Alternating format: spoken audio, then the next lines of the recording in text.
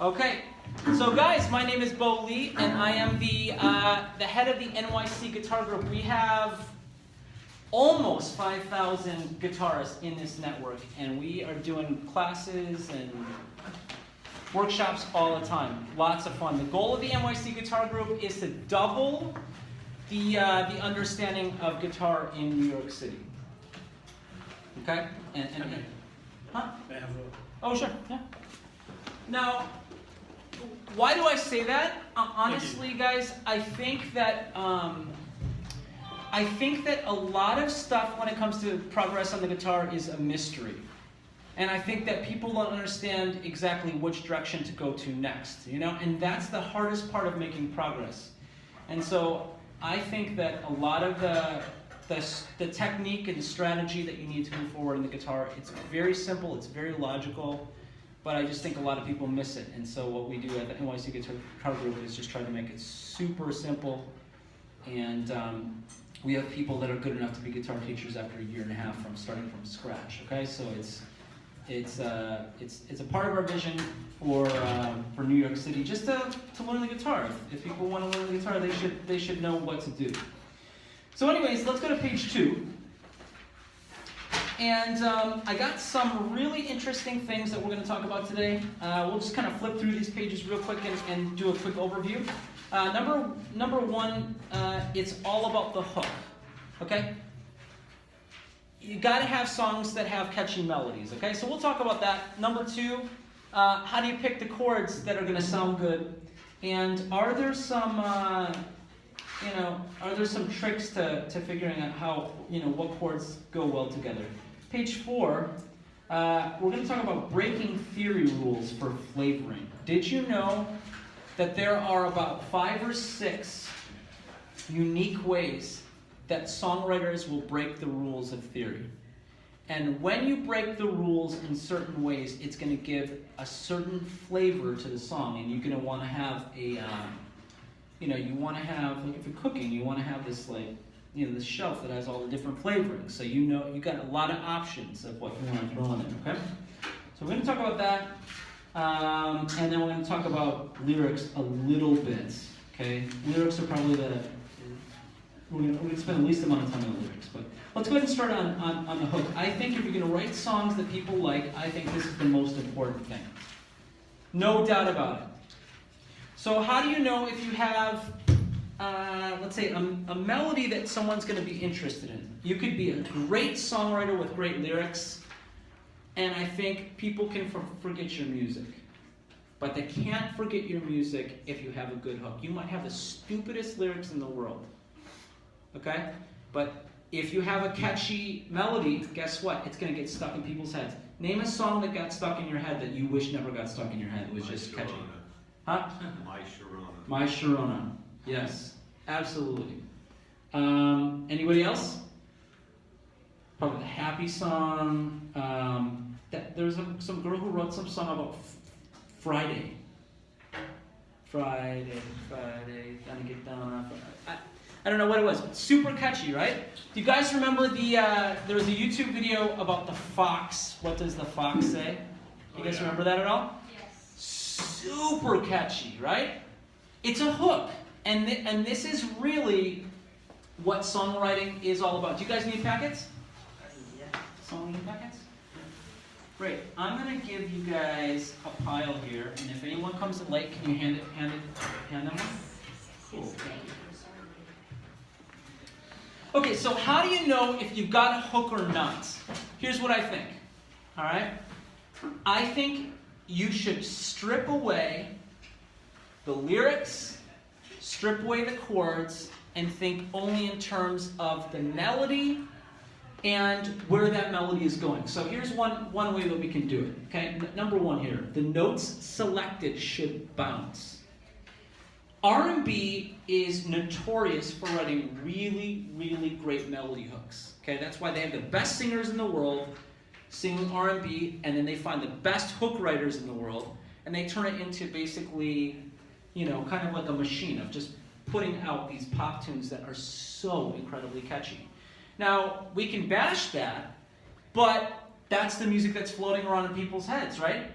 I think you can take the strategies that R&B is doing, and you can apply it to other genres as well.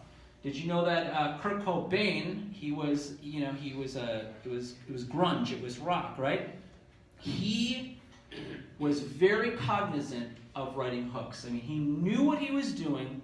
He knew that it was important to write a song that was catchy, and his music was very highly respected. You know. So what we can do is we can think about a melody, get rid of the lyrics, get rid of the chords, and think about how it bounces around. Okay? So if you're going to sing a song, you could put your hand like this, and you can determine, is it going up? Is it going down? Is it kind of staying in the same area? Is it moving around? Let's think of a song. Think of I like the song Wonderwall by Oasis. You guys heard that song at all? Okay, it won Song of the Year when it came out, I believe. And let's think about it in terms of the notes bouncing around, okay? Today is gonna be the day that they're gonna throw it back to you.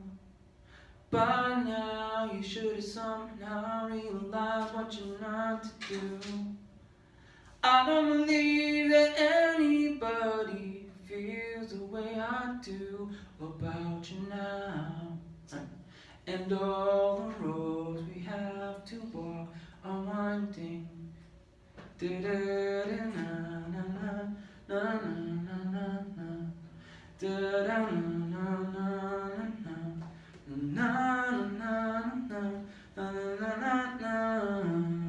see what I'm saying?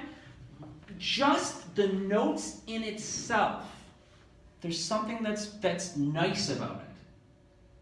And I hear people all the time. You have these indie artists or people who, they're really into songwriting, and you go and you listen to their songs, and they put their heart into the lyrics, and they have the chords, and the music sounds great, but that melody, there's nothing memorable about it, and I just know nobody's going to hear that music.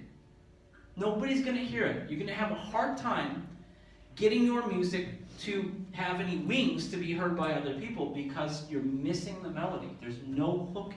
There's no melody hook in there. So you can look at it in terms of, are the notes bouncing? Look at some of the songs of the year. Look at some of the songs that are literally on the top of the charts. Think about them in terms of the bounciness of the notes. Okay, let me play a song. Let's see. A song I wrote a long time ago when I was in a pop rock band back in my, maybe early 20s or something. I don't even know if I can play it. I don't even know how to play it still. Are you feeling like applesauce? Whoa, do you feel electricity? Whoa, are you spinning in circles from these things that are raising inside? It's chemistry on a great display. Whoa, like fireworks on a holiday. Maybe you were meant to be by my side on the road with no other but me. Right? You can see melody-wise, it's not boring. It's bouncing around, right? Let me think about another one.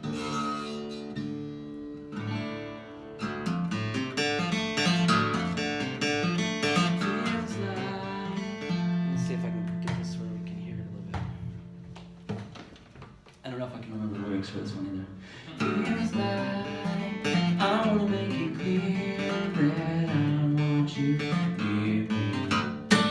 Feels like you should do the same, state your position clearly.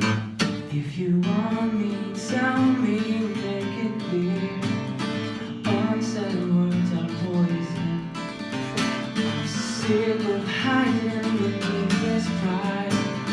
I can't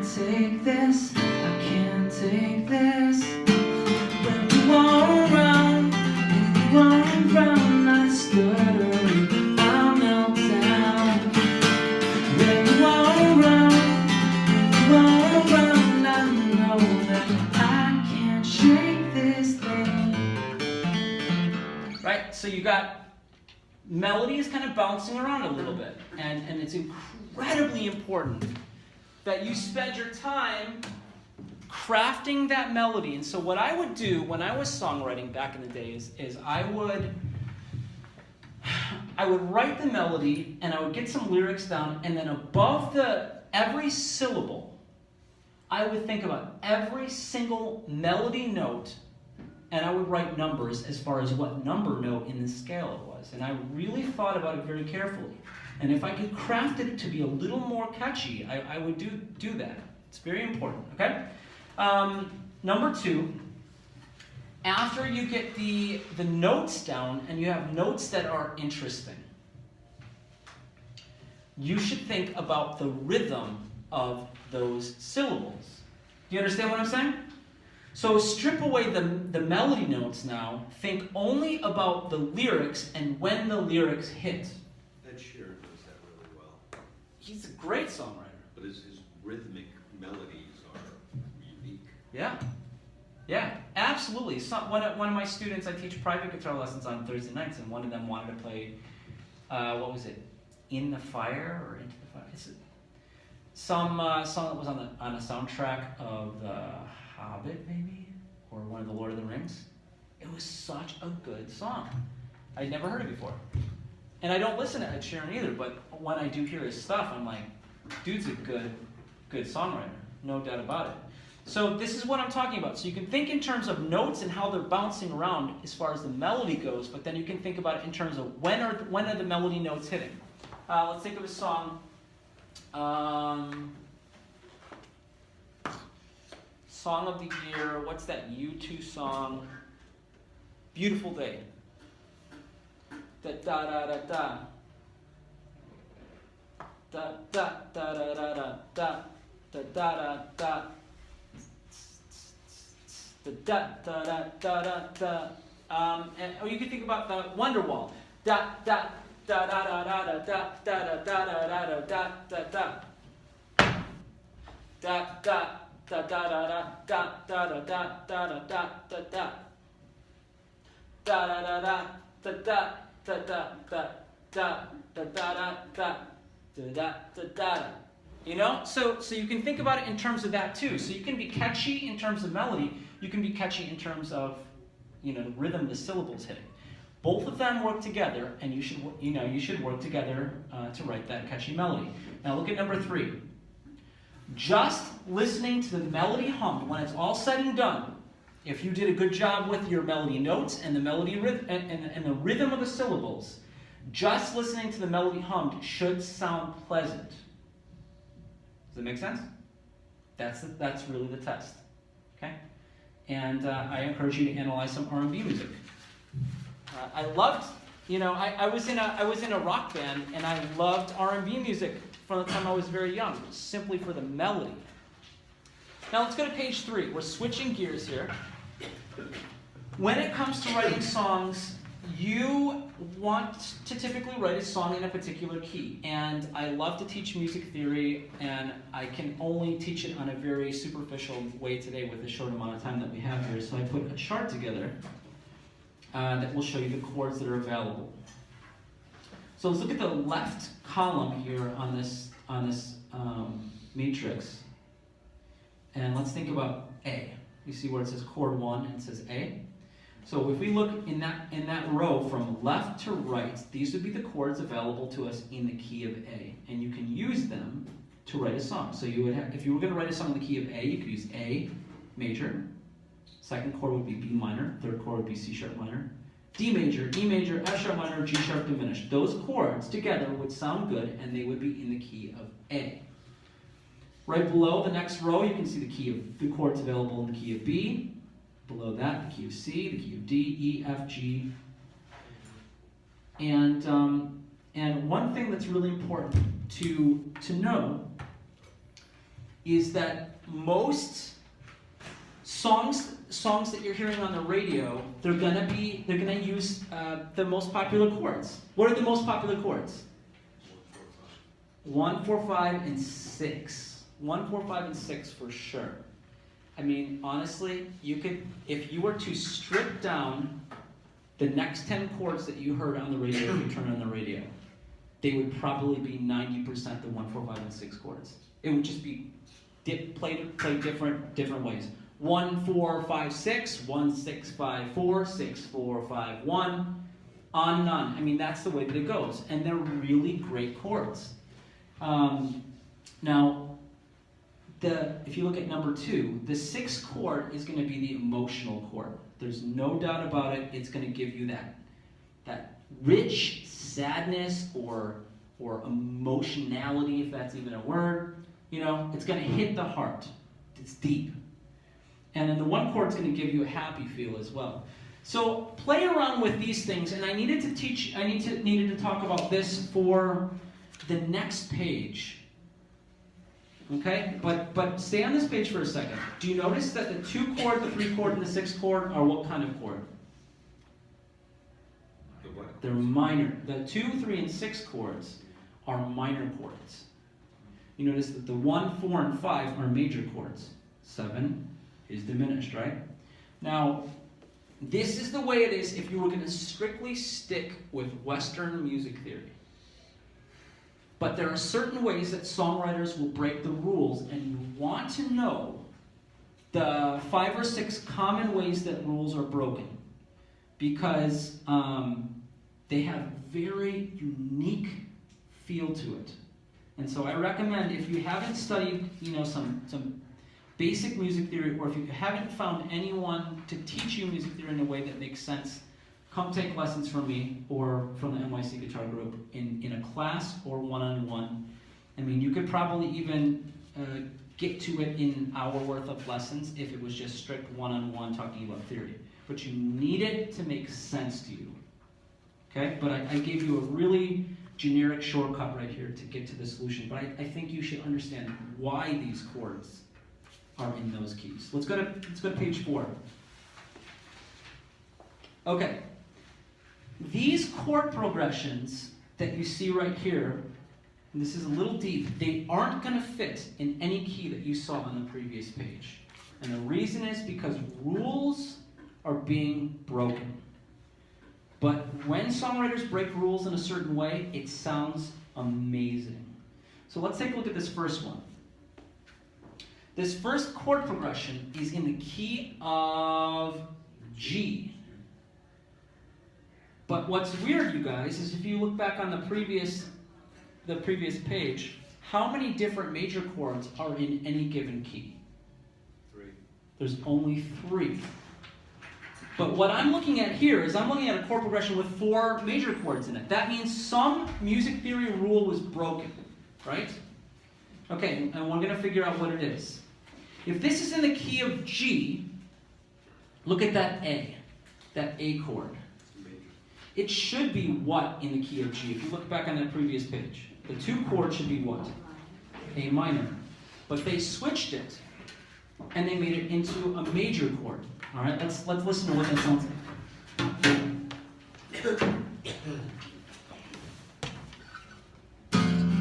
Oh, I'm in.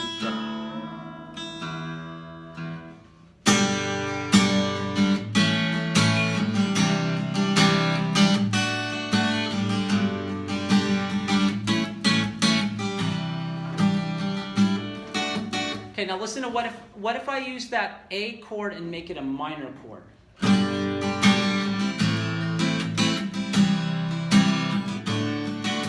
Sounds like a Counting Crows song or something. I feel like I've heard that. Now here's the major chord, A major. Can you hear a difference, like a subtle difference? And songwriters, what they will do sometimes, the Beatles love to do this. My old favorite band, Oasis, also an English band, probably ripped this off from the Beatles. They take the 2 chord, and they make it a major. Today's gonna be the day that you're gonna flow back to you. By now you should know now, realize what you're not to do. I believe that anybody feels the way I do about you now. Okay, now listen to this. if instead of playing an A major, I played an A minor. Today's gonna be the day that they're gonna throw it back to you. But now you should somehow realize what you need to do. Here's it as a major chord. I know you need an end.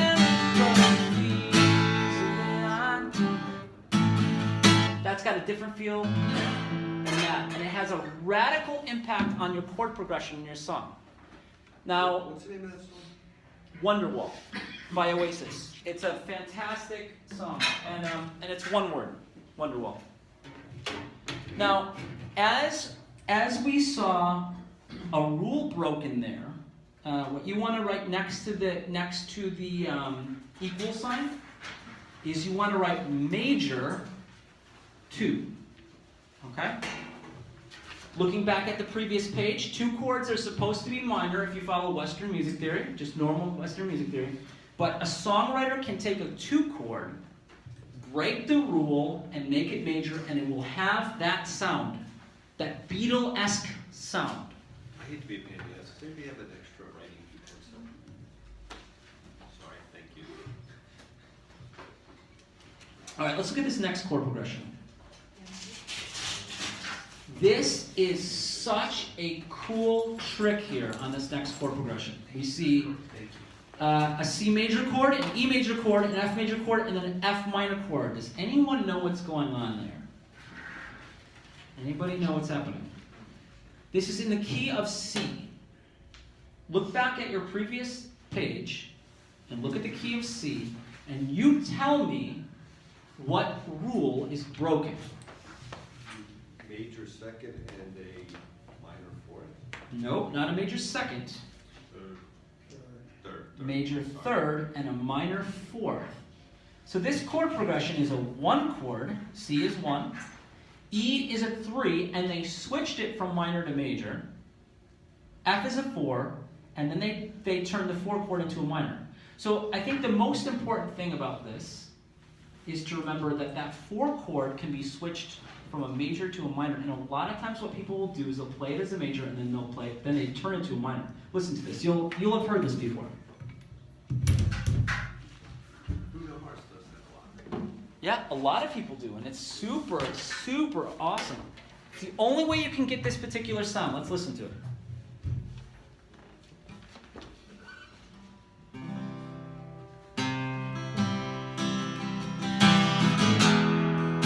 Here's your F. Here's your F minor. Okay. Radiohead did something like this in Creep, in their song Creep. I'm going to play it in the key of G, though. It's the same chord. That sounded just like the changes to Space Oddity. Really? Yeah. Cool. David Bowie. Yeah, it might be. Maybe Radiohead ripped off I think so.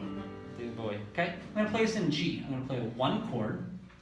I'm going to play a 3 chord as a major, 4 chord, and then 4 chord as a minor. I'm a creep.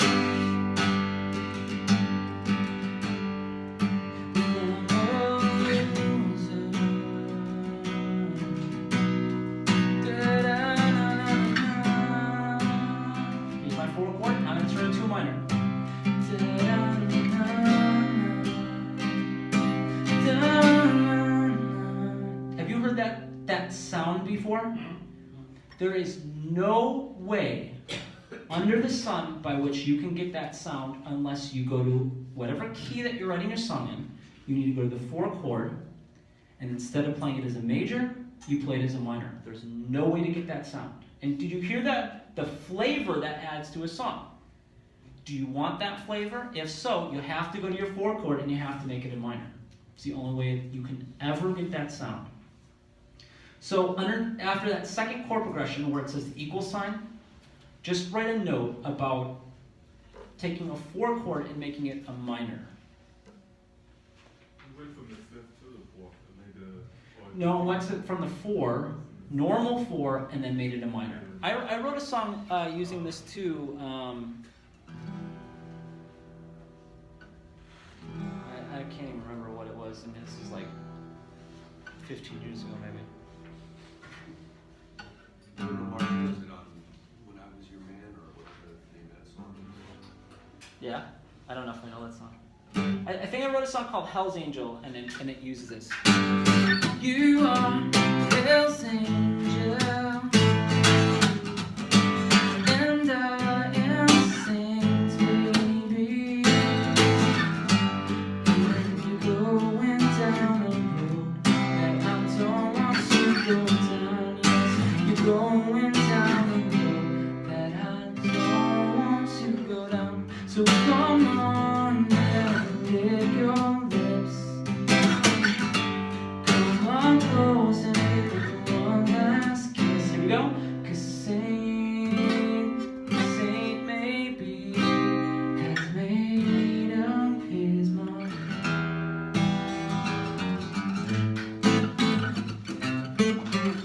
Yeah, so anyways, that's really important. Let's go to the next one, D, E, A, F sharp. Let's see, this happens to be in the key of A. And there is a rule that's broken, because I see 4 major chords and there's only 3 in a key. What rule is broken? 6 chord, and how do we break the rule? It should be a minor, right? Yeah, that's right. You guys ever heard the song Kiss from a Rose?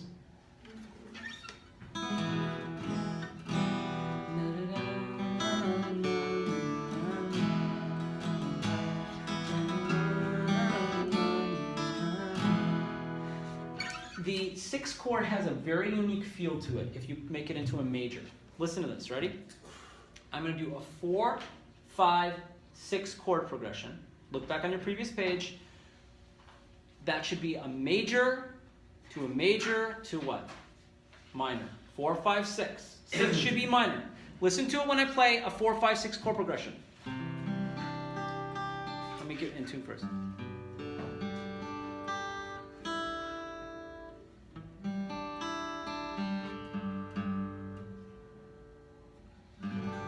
Okay, so here's the 4.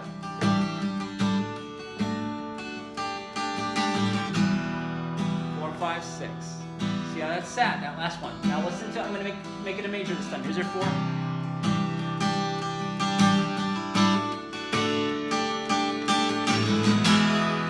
See, that's a 6 major chord. What feel does that give you? Huh? Say that. It takes you out of a rut into another.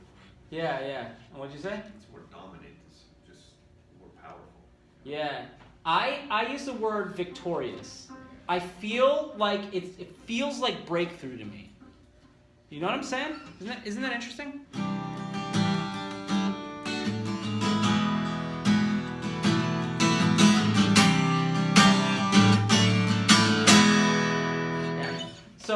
So taking a 6 chord and playing it as a major is going to give you that flavor that you will never be able to get anywhere else. And as a songwriter, you want these options. You want to have these, as kind of maybe more colors of paint on your palette. Okay? All right, let's take a look at, let's see if there's any more in particular. I think those are the big ones. I think if you can take the 2 chord played as a major, this is a good one.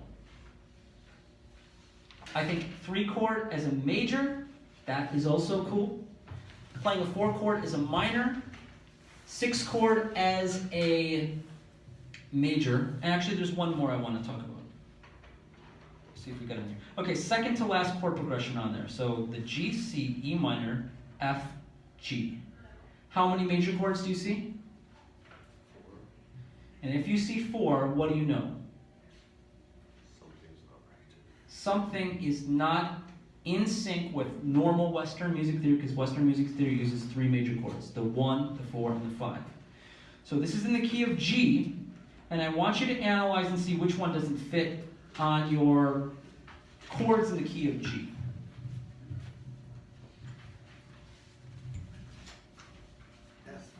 F. F does not fit. In the key of G, what kind of F chord is there? F sharp diminished. But what they did is they played an F major. Okay? Now, it is so critically important as a musician or as a songwriter that you think in terms of numbers. Because this is how you can analyze what's happening in one song in one key and apply it in a different song in a different key. You just have to be analyzing what's happening with the numbers. And so what they did here in this chord progression is they took the 7 chord, which should have been F sharp diminished, they flatted it a half step, and they turned it into what kind of chord? Major. This is super common. Like utterly, you see it happen all the time. Country Roads. The song Country Roads by John Denver does that in the bridge. The song I'm a Believer uses that. And I'll play it for you so you can hear it.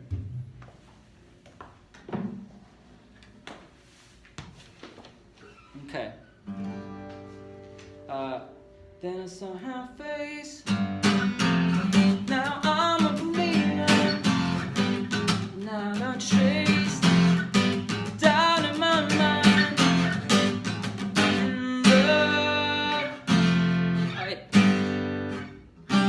I'm a believer, and I couldn't leave her if I tried. Right?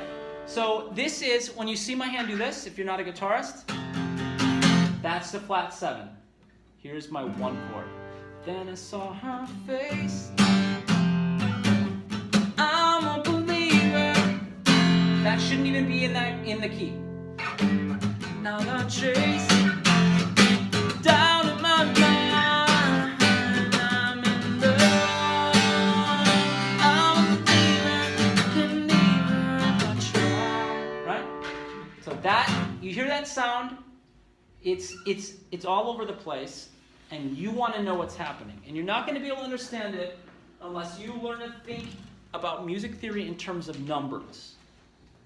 Does that make sense? Okay, I hope I made that clear, because this should be a lot longer of a class on theory, but we just kind of like take a little shortcut there. Okay? All right, then we're going to talk about lyrics. Okay, the topic today is, how to write songs that people care about, that people like, that people want to listen to. Do you need meaningful lyrics to have a song that people want to listen to? No. Not at all. There was a song by some Australian band that I bought their CD maybe like 10 years ago. I was listening to the song, and it was my favorite song on the album, and it was good. But then I started thinking about what they're singing about, and it was utterly nothing. Utterly nothing. And then I think I heard an interview by the songwriter, and he was like, yeah, we just wrote this. It wasn't about anything at all. It just threw a bunch of lyrics together. And I'm like, that is so lame. But it was so good. It was catchy, you know what I mean?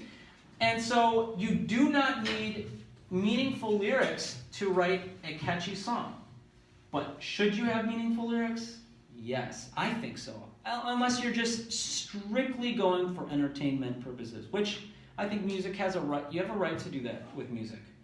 But I think if you want to impact people with your music, more than just a fling of fun, I think you should work on something that's meaningful. Influencing in a positive way. And I don't think we need any more breakup songs in the world. I'll just throw that out there. But, everybody likes writing about breakups. But I think we've got enough of that. It's just like every single song that's about love is just about breakups. But I think we can write meaningful lyrics. As you're writing the lyrics, remember how at the beginning of this workshop, we talked about melodies, right? Stopping and thinking about the melody. Is the melody in and of itself catchy and hooky? Well, I think we should do the same thing about lyrics. And as we're writing lyrics that are meaningful, we also need to consider the sounds of words. Did you know that? I mean, you can write a sentence that's very meaningful, but the sounds of the words don't necessarily sound good together. Do you know what I mean? And it's kind of more of an art than a science. So can I put an exact rule on how it works. Not really. But you should definitely think about the way that the words sound together and not use extraordinary would be a very hard word to use in a sentence. Yeah. There's just some words that just don't have that smooth feel. Someone just say a word with a few syllables. Anything. Spaghetti. Spaghetti would be, there's some harsh, right? Some harshness in there. Spaghetti. Yeah, it's harsh. There are some words. Someone name another word. So there's Phantom. Okay. Phantom has a little bit of harshness. Phantom. I'm trying to think about.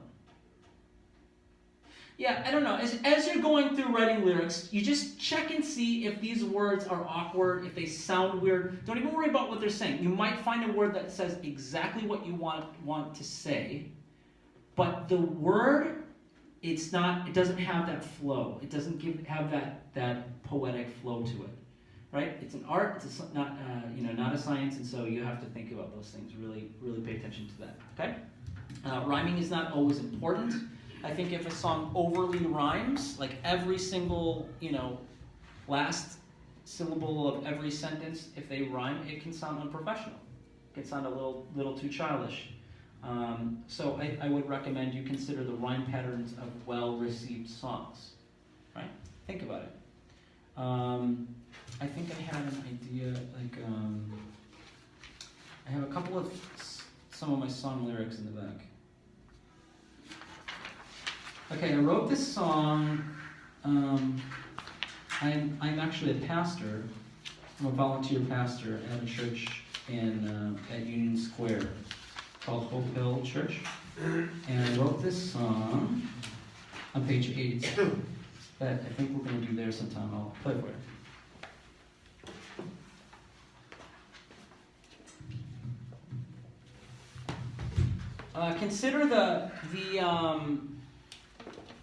Consider the rhyming patterns of this song.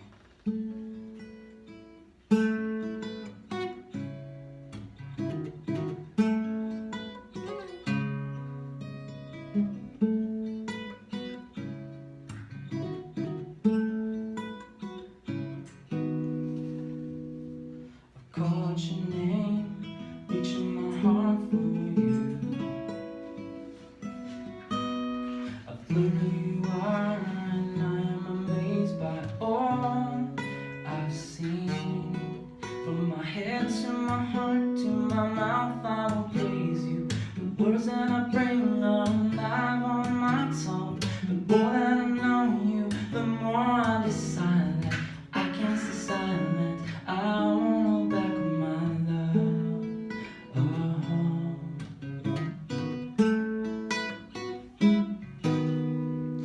read all the words written of all you've done. Love undeserved captures my heart, and I am overcome.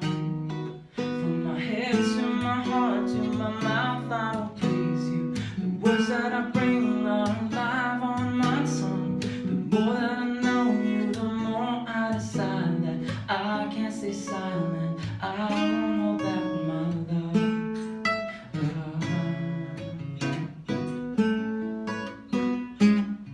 Okay, so anyways, think about that.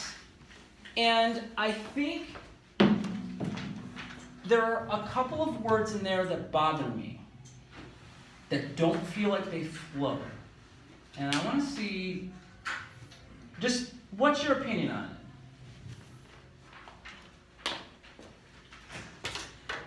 That was excellent. Thank you. I don't remember how to play it, so it wasn't very excellent. I wasn't intending to play it. And I wrote this song and never performed it or anything, so it's kind of like way, way, way in the back of my memory. How you doing? It's doing all right. Good to see you. Did you get you have a packet? Cool, awesome. So the couple of words that I was thinking about that feel a little strange, captures in verse 2.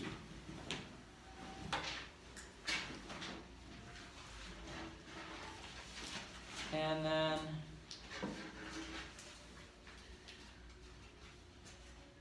decide in the chorus. Those are two words that I think are fine. They say exactly what I want them to say, but they're a little bit weird to get out as I'm singing it. Okay?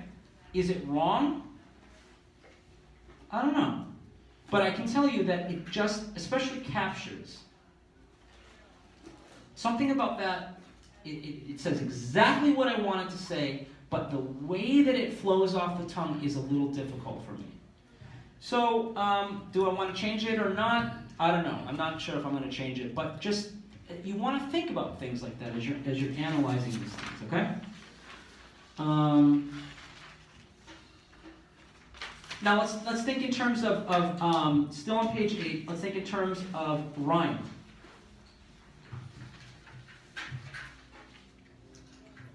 What do you notice about the rhyme of the rhyming in this particular song? Very low. Yeah, it's not really there. Is there any rhyming? Yeah, silent, done, overcome. Tongue overcome, yeah, I like that one. Okay. I've heard all the words, a love undeserved. Okay, yeah. Now that's interesting because it's not like a pure rhyme, but still there's nothing about it that felt weird, right? It didn't come across wrong, you know? And so I think that's why if you're, looking to write some songs that people want to listen to, I think it's cool to even check out some of the songs that you like and just analyze. Do they have to be like stuck in these rhyming patterns or not? And again, I've definitely heard people writing songs where there's so much rhyme in it that I just thought it doesn't come across as professional, you know? So, let's see, I think there's another one, Dear Diary, in there. This is just a pop rock song that I wrote. I don't even know if I can remember how to play it. Let's see. Oh, here's one, You Are Mortal, I Promise. This I know I don't know how to play. I don't remember it. So, I mean, this goes back to, mid-20s, early 20s. There's some like half rhymes in here. I do like the lyrics for this song. It says something that I really wanted to say, but I'm just not sure there's a lot of rhyme. See what I can remember of this song. I can't play it exactly the way I used to play it. I think it goes.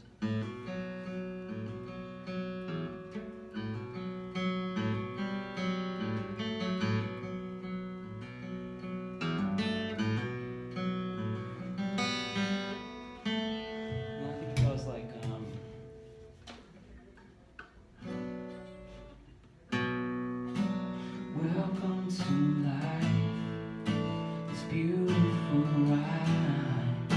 This planet is full of wonder.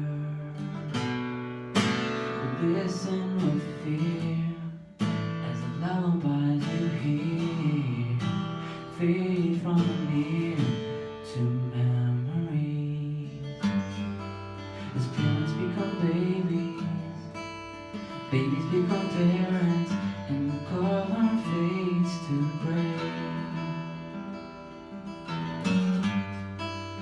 If you will be willing, I will talk to you, show you the way.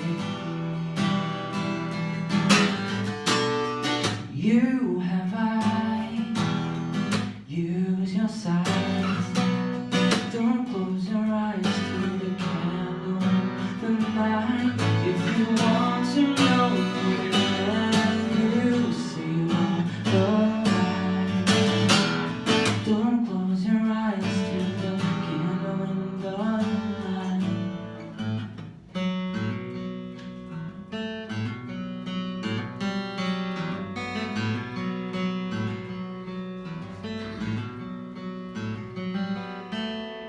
Kind of remember to play that song a little bit. Like I said, I like what it says. It really felt like it scratched an itch for me. But think about the flow. Welcome to life. It's beautiful, right. Life and right, they almost perform like a rhyme, don't they? but they're not a rhyme exactly. They're kind of like this half rhymish thing. So, welcome to life, it's beautiful, right? The planet is full of wonder. Wonder kind of takes off and goes its own direction, right? But life and right, they kind of rhyme. But listen with fear as the lullabies you hear fade from the near to memory. Right? So it's not really a rhyme, but it kind of is, like near, fear, here. It's kind of weird the way it works out. So this is where it's not a science, right? It really is an art. Who could put a rule on that? Well, actually, I noticed another pattern. Well, not really a pattern, but the way this verse works, where wonder goes off in another direction, and so does memory. Mm-hmm. And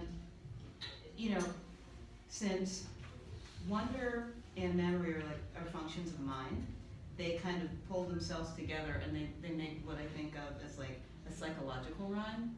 Interesting. They kind of, and it puts a really nice kind of stamp on the verse. Cool. Yeah. The wonder and memory are, I see what you're saying, but that was completely, it wasn't meant to be that way. But yeah, it's cool the way that it worked out, Let's look at verse 2. Breathe in, breathe out the breeze from your mouth. Okay, out and mouth kind of are, they're like a half rhyme, right? Carry seeds to different lands. But hidden in your hair, the thistles you wear turn colored valleys to desert stands. So this kind of follows the same pattern as verse 1, right? But you notice that the rhymes aren't terribly strict. Lands and sands are, but out and mouth are not. And you need to know, I guess, one thing that you can know when it comes to writing lyrics that people like, is that if you force yourself into a strict rhyme, you limit drastically the options that are out there. Is it true? But if you give some flexibility to kind of half rhymes, you're going to open up a lot more options. And that's where the rule is not a rhyme. The rule is that the words sound good together. That's the thing. Don't let yourself get stuck in a box when it comes to, like a very strict rhyme all the time. Strict rhyme all the time. Okay, so we're going to do a little review of what went down in this class. Okay. And honestly, I feel pretty good about what we went over today, because I've done lots and lots and lots of songwriting, and I feel like this content, when I was preparing for this talk, I felt good about it.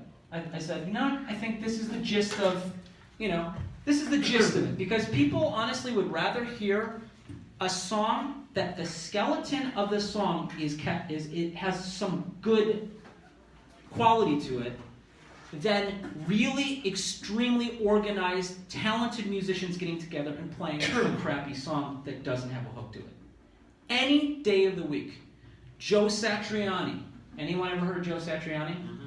Okay, amazing guitarist, one of the best in the world. Honestly, not many people listen to his music. And the reason is because he doesn't write hooks. Sounds the same thing way now, Steve. Yeah, that's right. Exactly. And people don't care about your music, unfortunately, unless you've got something. It's like, unless you put some Velcro on your song, so when you throw it on them, it sticks to them, right? It's like a burr. You want your song to be like a burr. When you're walking through the field and all of a sudden this stuff gets stuck to you and you're like, you're trying to get it off and you can't get it off. The same thing with a good song.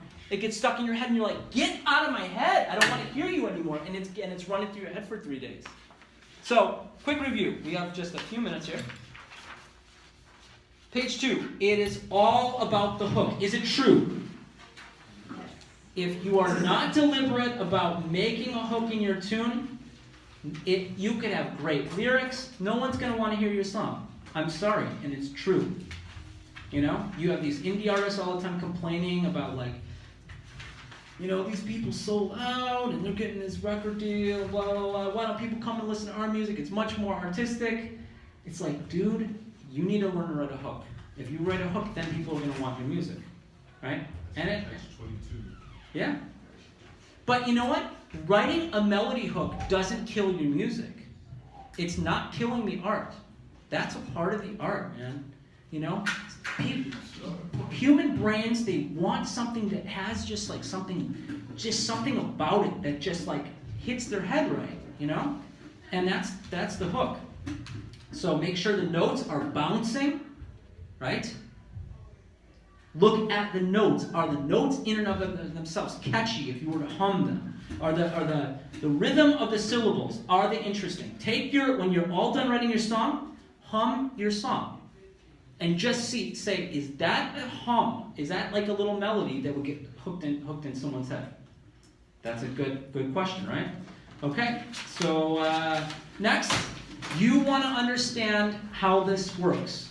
Chords in a key. Critically important. And then on page 4, there are a handful of ways that rules can be broken, and we didn't even go over them all, but you can analyze them. But I did go over the most important ones. Okay, what were those rules? You can take the 2 chord and do what to it? Make it major. You can take the 3 chord and do what to it?